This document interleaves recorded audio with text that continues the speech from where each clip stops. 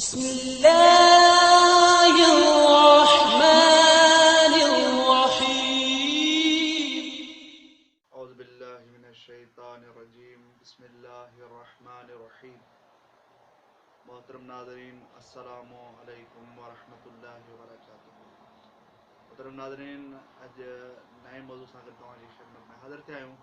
असांजो मौज़ू आहे ग़िश ऐं मिलावट। मुआशिरे जे हिसाब सां अहम मौज़ू आहे ऐं इन जो छा हुकुम आहे ऐं केतिरी हद ताईं ग़िश ऐं मिलावट साबित अचे थो। मिलावट अशिया में कहिड़े अंदाज़ सां कई वेंदी थी। असां वटि काफ़ी अहिड़ियूं शयूं आहिनि जिन्हनि में मिलावट कई थी वञे।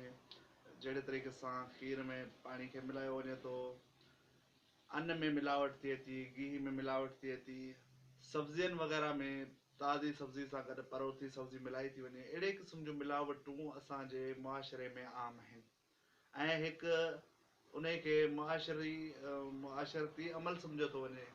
हिकु संगीन गुनाह खे असां ईअं ई पंहिंजे मुआशिरे में अंजाम ॾेई छॾींदा आहियूं ॼण को हू गुनाह ई न आहे।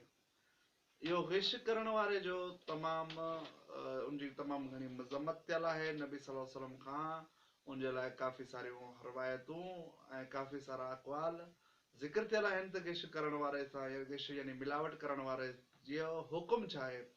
पाण सल्लल्लाहु अलैहि वसल्लम फरमाइनि था, लैस मिन्ना मन ग़श मुस्लिमन, जेको शख़्स ग़िश या दोखो करे उहो असां मंझां नाहे। जेको शख़्स मिलावट करे उहो असां मंझां नाहे। नबी फरमाए थो, लैस मिन्ना मुस्लिमन, मुंहिंजो मुस्लमान नाहे, मूं ते इस्लाम आणण वारो नाहे।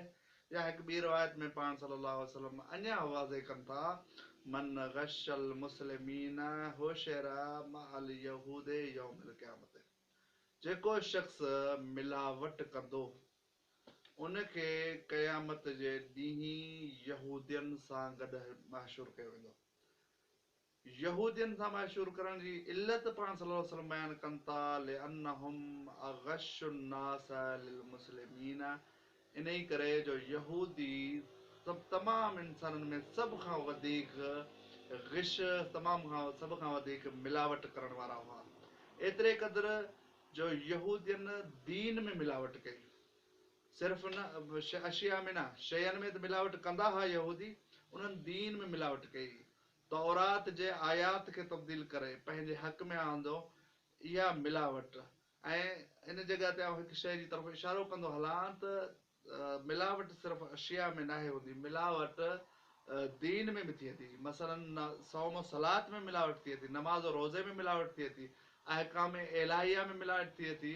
ऐं इहा मिलावट हिन वक़्तु असांजे मुआशिरे में आम आहे।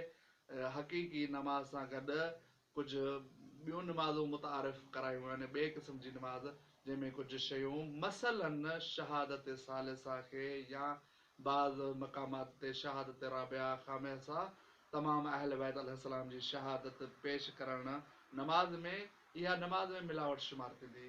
या आज़ान में मसलन इमाम ज़माना जी गवाही ॾियणु, इहा आज़ान में मिलावट आहे। अहिड़े क़िस्म सां अहकाम इलाहिया में मिलावट करणु, मसलन फ़ज़ाइल में बि मिलावट थिए थी। जहिड़े तरीक़े सां हक़ीक़ी रवायतुनि सां गॾु मन घड़त रवायतूं पेश करण बि मिलावट आहे। ऐं जेको शख़्स मिलावट कंदो, चाहे उहो केर बि हुजे, मिलावट करण वारो नबी सही फरमाए थो त उहो असां मुंहिंजा मुस्लमान नाहे। क़यामत जे ॾींहुं उनखे यहूद सां महशूर कयो वेंदो, यानी यहूदी करे उतारियो वेंदो। दुआ आहे रब्बुल इज़्ज़त खां त असांखे मिलावट जहिड़े बुरे मर्ज़ खां निजात फरमाए। वस्सलामु अलैकुम।